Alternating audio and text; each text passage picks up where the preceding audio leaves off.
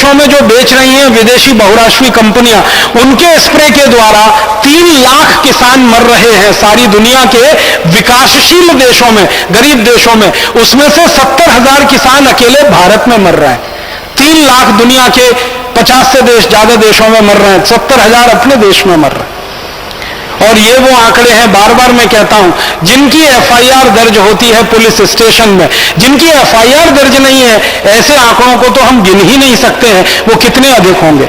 और उसके बाद हम जो मर रहे हैं जहरीले सब्जियों को खाकर, दालों को खाकर, अनाज को खाकर, उसके बारे में तो सरकार अभी तक पूरी तरह से मौन है कि खाकर मरने वालों की संख्या कितनी है इस देश में।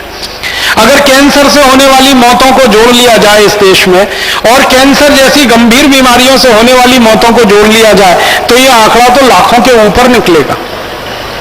इसलिए अब हमको एक फैसला तो लेना ही पड़ेगा सारे किसानों को, वो ये कि अब हम जहर वाली खेती नहीं करेंगे, विष अपने खेत में नहीं डालेंगे, यूरिया डीएपी नहीं डालेंगे, एंडोसल्फान, मेलाथियान, पैराथियान जैसा जहर नहीं डालेंगे। अब जहर मुक्त खेती करेंगे, विष मुक्त खेती करेंगे। ये संकल्प जिस दिन हमारे किसान लेंगे, उसी दिन से यात्रा शुरू हो जाएगी। और ये संकल्प किसान भाइयों को आज नहीं तो कल लेना ही पड़ेगा। मैं विनम्रता पूर्वक उनसे एक बात कहना चाहता हूं, अगर आप में से कुछ किसान भाई हैं तो इस बात को गंभीरता से सुने। जब से किसानों ने यूरिया डीएपी सुपरफॉस्फेट की खेती की है, जहर डाला है मिट्टी में, और जब से किसानों ने एंडोसल्फान, मेलाथियान जैसे सैकड़ों सैकड़ों जहर डाले हैं मिट्टी में, इसमें से पैदा हुआ पशुओं का जो चारा है ना, वो पशुओं ने खाया है, और पशुओं के शरीर में भी ये जहर गया है। हमारी गाय के शरीर में जहर है डीडीटी, हमारी गाय के दूध में है डीडीटी। आप सुनकर हैरान हो जाएंगे, गाय का दूध दुनिया में सबसे अमृत तत्व वाला माना जाता है, उस गाय के दूध में डीडीटी है। भैंस का दूध बहुत शुद्ध माना जाता है, उसमें डीडीटी है। तो पशुओं के शरीर में भी डीडीटी आ गया, एंडोसल्फान आ गया, मेलाथियान आ गया, जहरीले कीटनाशक पशुओं के शरीर में आ गए, क्योंकि उनको चारा वही खाने को मिला जिस चारे को यूरिया डीएपी से पैदा किया गया। और इसमें सबसे बड़ा दुर्भाग्य इस देश का जो हो गया वो ये, अभी थोड़े दिन पहले मैं कृषि वैज्ञानिकों के साथ एक गढ़मुक्तेश्वर नाम के छोटे से गांव में गया था, एक फार्म को देखने के लिए। वहां जाकर मेरी आंखें फटी रह गई। ये जानकर मैं हैरान हो गया, Indian council of agricultural research के वैज्ञानिक ये कह रहे हैं कि राजीव भाई, ये जहर जो खेतों में डाला है किसानों ने, इस जहर के कारण 65% गाय और भैंस बांझ हो गई हैं। समझते हैं? वो बच्चे पैदा नहीं कर सकते, संतान नहीं दे सकते। गाय भैंस 65% गाय भैंस बांझ हो गई, इनफर्टाइल हो गई। और तब मुझे पता चला कि 65% इनफर्टिलिटी का रेट है हमारे पशुओं में, माताओं में, बहनों में। आप अंदाजा लगा लीजिए, कम से कम 20-25% तो माताओं बहनों में निकल आएगा अगर यही आंकड़ा हम कोशिश करें। गुजरात में है, स्वामी जी कह रहे हैं गुजरात में तो ये है ही 20-25%। गुजरात के कुछ जिलों में जहां शायद ये जहर ज्यादा डलता होगा। तो हमारी माताओं बहनों में 20%, 25% इनफर्टिलिटी, बांझपन आ जाए। हमारी गाय और भैंसों में 65% बांझपन आ जाए। अंतिम दुष्परिणाम जानते हैं क्या होगा? जब गाय और भैंस बांझ हो जाती है, संतान देने में असमर्थ हो जाती है, कोई किसान उसको घर में खाना खिलाने को तैयार नहीं होता, वो सीधे उनको कसाई को बेच देता है, और कसाई ऐसी गाय और भैंसों को काटकर उनका मांस दुनिया के देशों को बेच देते हैं।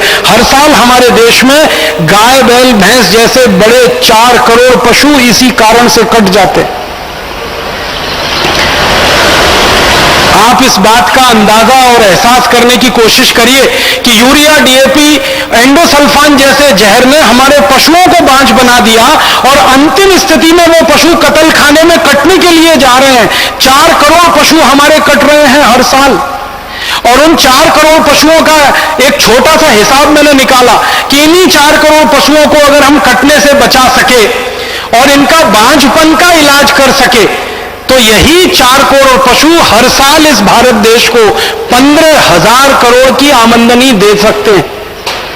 माने हर साल 15,000 करोड़ की आमदनी का नुकसान हो रहा है पशुओं के कटने से। गाय और भैंस मां नहीं बन पा रही है, बच्चों को नहीं दे पा रही है, किसान कसाई खाने में बेच रहे। तब मुझे समझ में आया कि दिन दूनी रात चौगुनी ये कसाई खानों की तरक्की कैसे बढ़ रही है। हमारे यहाँ दूध देने वाली डेयरियां तो कम होती जा रही हैं, दूध का उत्पादन तो घटता जा रहा है, लेकिन पशुओं को काटने वाले कत्लखाने लगातार बढ़ते जा रहे हैं।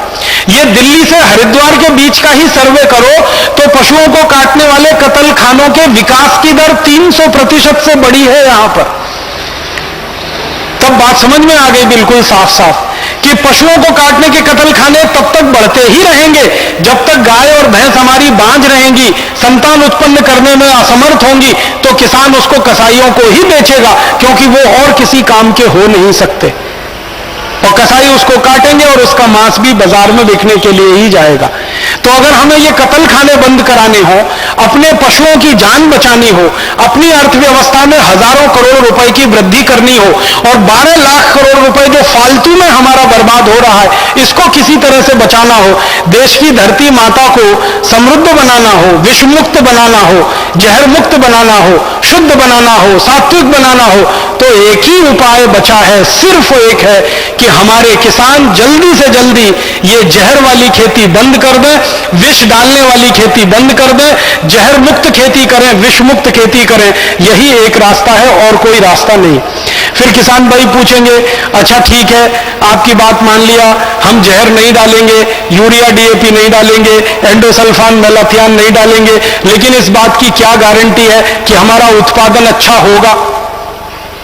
मैं आपको एक छोटी सी बात समझाना चाहता हूं सरल भाषा में। अगर आप किसान हैं और खेती करते हैं तो एक जानकारी देना चाहता हूं कि हमारे खेत में जो कुछ भी पैदा होता है, पौधे का निर्माण जो खेत में होता है, बीज, बीज में से पौधा, पौधे से फल, तो फल ज्यादा से ज्यादा मिले तो पौधा अच्छे से अच्छा हो, तो बीज अच्छे से अच्छा हो, और जिस मिट्टी में बीज डाला गया वो मिट्टी अच्छे से अच्छी हो। यह सीधा एक चक्र